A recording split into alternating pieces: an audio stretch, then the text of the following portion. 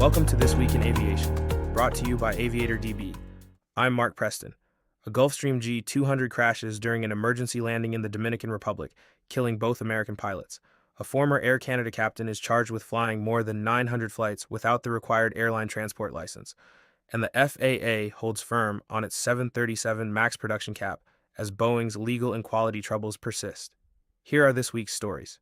We begin in La Romana. A Gulfstream G200 business jet crashed during an emergency landing attempt in the Dominican Republic on June 7th, killing both American pilots aboard.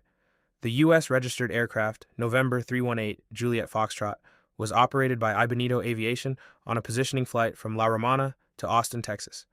Only the two crew members were on board. Roughly 16 nautical miles southwest of La Romana, the crew reported severe mechanical problems, suspected to involve an engine failure or a significant loss of power, and declared an emergency. According to ADS-B data and Dominican authorities, the jet first attempted an approach into the wind, went around from an unstable approach, then repositioned for runway 29 with an estimated 8 to 10 knot tailwind. Security video and witness accounts describe a high speed, hard touchdown, a left veer, a main landing gear collapse, and a runway excursion into the grass. The wing fuel tanks ruptured, and a large post-impact fire destroyed the airframe. There were no passengers and no ground casualties.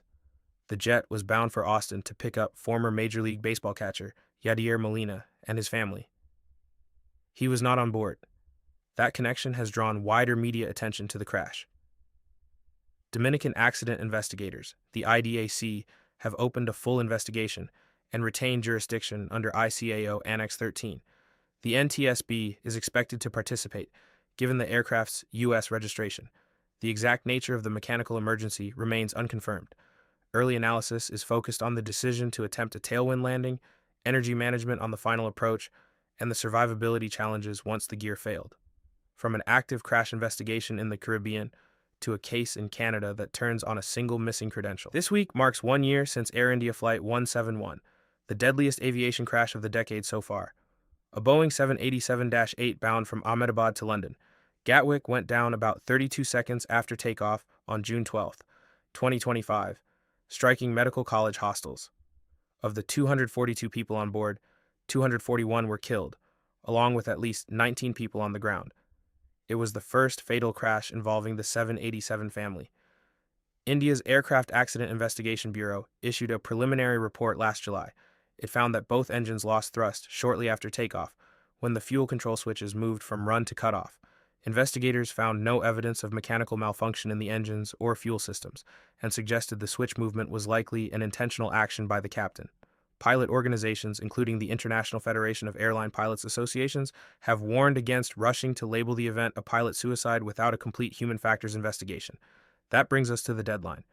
Under ICAO Annex 13, the investigating state is expected to issue a final report within 12 months of an accident. If that is not possible, it must release at least an interim statement on progress and safety findings by the anniversary. As that date arrives, the AAIB faces growing pressure to demonstrate compliance and to explain what is driving any delay. Regulators, Boeing, operators of the 787 fleet, and labor groups are watching closely, given the potential implications for cockpit security, mental health screening, and engine control design. Families of the victims and safety advocates are calling for transparent disclosure, warning that a prolonged, opaque process could erode trust in the investigation and the broader safety system.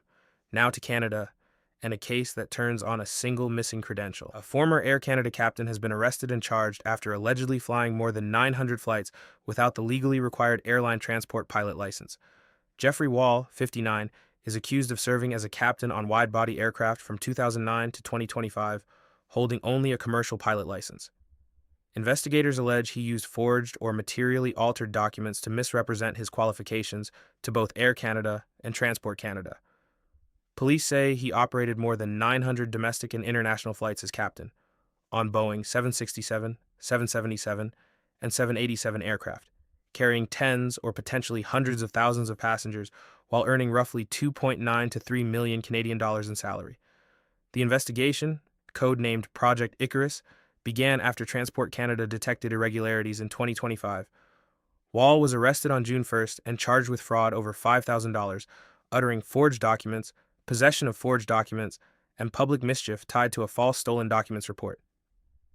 Air Canada says Wall was immediately removed from duty once the discrepancy was found, and that the airline voluntarily notified regulators and law enforcement.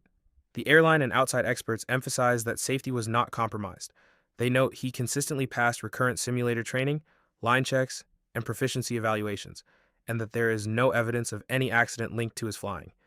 Following the discovery, Air Canada audited its entire pilot roster and reported finding no other licensing irregularities, but experts say the case exposes systemic weaknesses in how original licensing documents are verified and re-verified over long careers.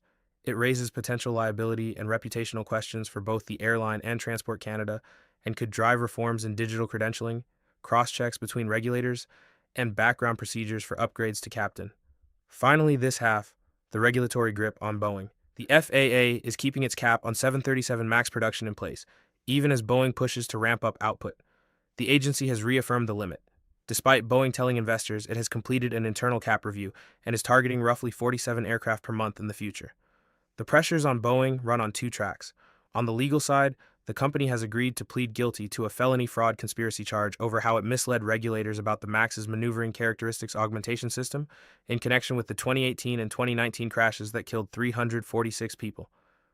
Under the plea, Boeing faces a $487.2 million criminal fine and must invest at least $455 million in safety and compliance programs over a 3-year probationary period. On the manufacturing side, the January 2024 Alaska Airlines MAX 9-door plug blowout led the FAA to halt rate increases until Boeing can prove sustained quality control improvements on the assembly line and across its supply chain.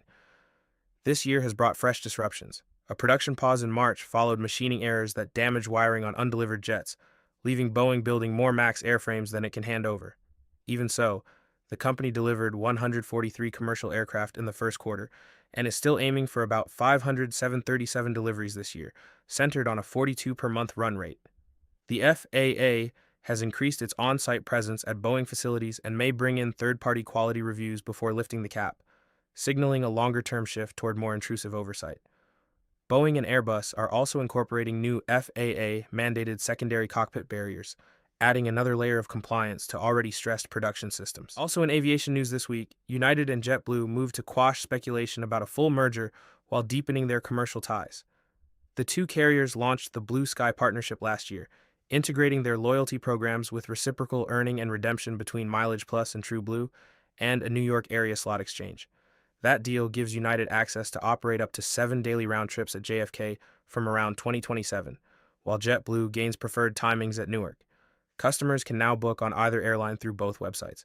But United Chief Executive Scott Kirby flatly rejected the idea of acquiring JetBlue, calling it idiotic given JetBlue's margin gap and the Justice Department's aggressive antitrust posture. Both carriers cite the breakup of the American JetBlue Northeast Alliance and the blocked JetBlue Spirit merger as deterrents to any major tie-up. A United Airlines wide body struck a light pole on approach to Newark in an event the NTSB has now classified as an accident. On May 3rd, United Flight 169, a Boeing 767 inbound from Venice, descended well below the standard 3-degree glide slope on final to runway 29. The lower left aft fuselage and a main gear tire struck a 15-foot light pole beside the New Jersey Turnpike, tearing a nearly 4-foot gash in the fuselage. Debris from the destroyed pole hit a passing tractor trailer, lightly injuring the driver. All 221 passengers and 11 crew were unharmed. The crew continued the approach and landed safely. Investigators are reviewing the flight data and cockpit voice recorders along with crew procedures and situational awareness to understand the deviation. New analysis is sharpening the picture of last year's Delta connection crash at Toronto. On February 17, 2025, an Endeavour Air CRJ 900, November 932 X-ray Juliet, crash landed on runway 23 at Toronto Pearson. Canada's TSB preliminary report found that the side stay attached to the right main landing gear fractured on touchdown, folding the gear and leading to a wing root fracture and detachment of the right wing. Flight data show the sink rate increased sharply about 2.6 seconds before touchdown, roughly 1,100 feet per minute, well above the 720 foot per minute design limit. The aircraft touched down at about 136 knots, below the recommended reference speed of 144. All 80 occupants survived, 21 were injured, and a turbulence encounter sent several people to the hospital near Denver. On June 9th, a United Airlines Boeing 757 encountered severe turbulence on approach, a sudden vertical jolt that threw unbelted passengers and crew into the ceiling and overhead bins. The crew requested priority handling and landed safely at Denver International, where emergency responders treated multiple people with suspected head, neck, and back injuries. The event is likely linked to clear air or mountain wave turbulence around the Rockies, which is difficult to detect on conventional radar. Safety experts note that most turbulence injuries occur to unbelted occupants, and they stress keeping seatbelts fastened whenever seated, even when the sign is off. That's This Week in Aviation. For the latest aviation news, visit aviatordb.com. I'm Mark Preston. We'll see you next week.